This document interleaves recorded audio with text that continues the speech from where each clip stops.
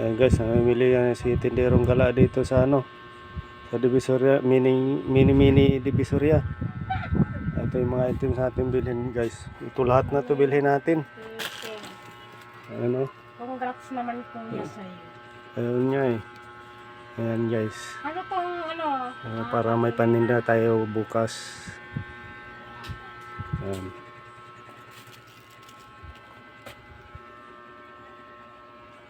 Sa totoo lang, nagugutom na ako pa.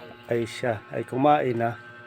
Manila Ayun, paper. dito ako namimili pag ano kasi mura dito bilihin dito. Baka gusto niyo pumunta dito guys. Wag. Punta kayo dito sa ano, Divisoria. Sa ano lang to, sa gilid-gilid lang ito guys. Divisoria ano to? Divisoria Street. Ayan o.